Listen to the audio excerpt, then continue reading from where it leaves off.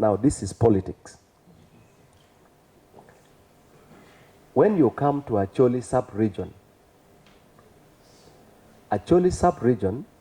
because they were voting opposition,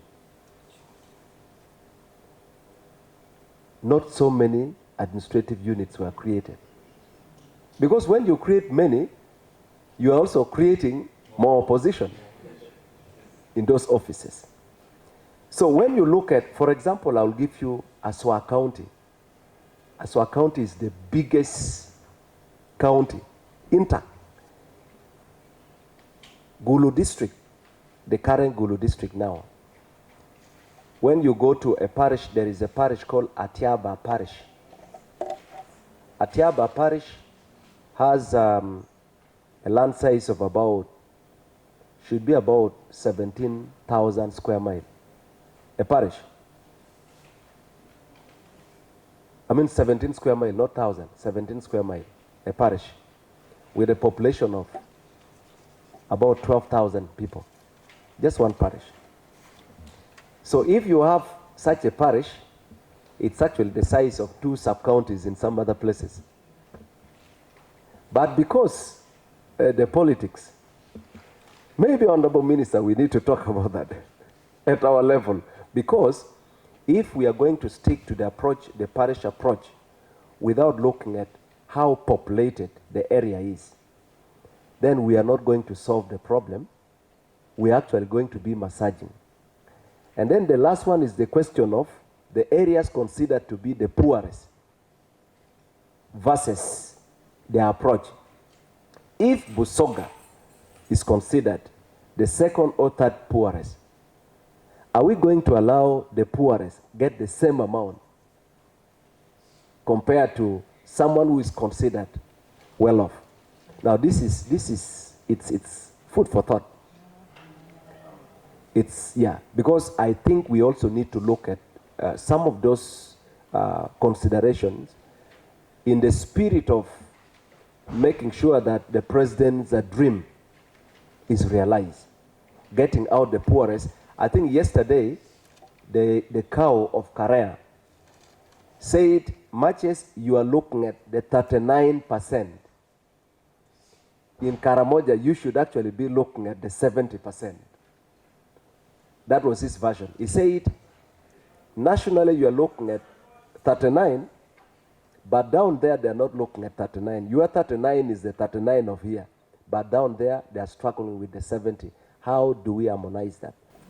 So I want to find out, one, why a place like Kampala City Council Authority would have 10 billion and their performance stands at 0.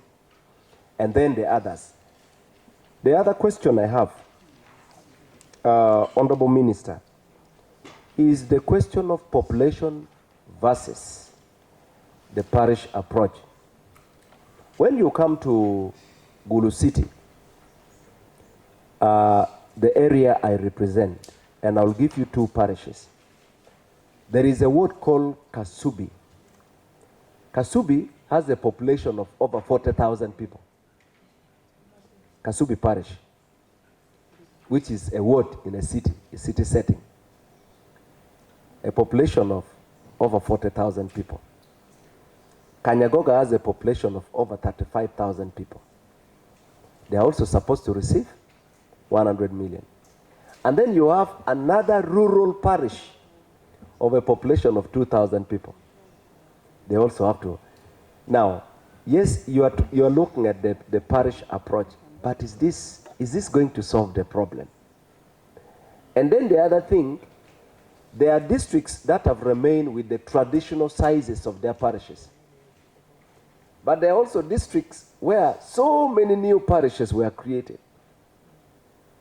And I want to tell you this, Honorable Minister. Now, this is politics. When you come to Acholi sub-region, looking at the breakdown, the attachment that you provided, where you indicated how much each district and city and municipality has been able to get. the number of parishes, how much has been disbursed, and the balance left. Honorable Minister, when you look at, and you did a good job in indicating from the top performers to the worst performers. I will take you to the last page on how the districts or the entities performed. Honorable Minister, when you look at the districts that performed poorly, the worst performers, majority of them are from Karamoja. Kabong has 2%. Kotido has 7%. And so on. Karamoja reported to this committee that their performance was averagely standing at 15%. You're actually confirming because others are here at 15%. Your intention is to get those who are in that very vulnerable condition, to get them out of that. How differently are we going to treat a place like Karamoja, that we already know is considered the poorest in this country, but also in a program where you want to get people out of poverty, they're again the worst performers. Don't you think Karamoja requires a special attention from the ministry and the team that is implementing? And I would think, Honorable Minister, you would create a satellite base in Karamoja for this purpose. So this is sorted out. But I also want to find out what has happened with Kampala City. Kampala Capital City Authority received 10,500,700,000 for 98 circles, 98 wards. But they are standing at 0%. What has happened with Kampala? Again, a district like Mukono, that should not be having issues of internet connectivity, is at 31%. Okay, that is on the second last page. Mukono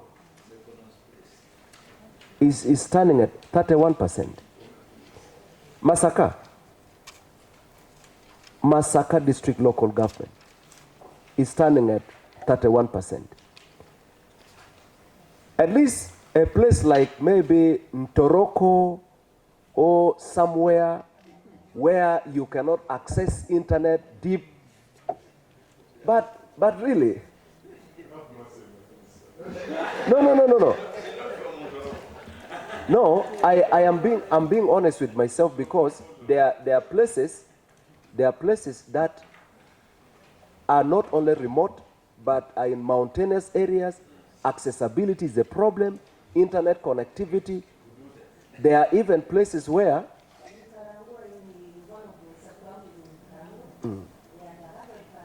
correct. So those are the things I wanted to. Colleagues, if you have maybe chair.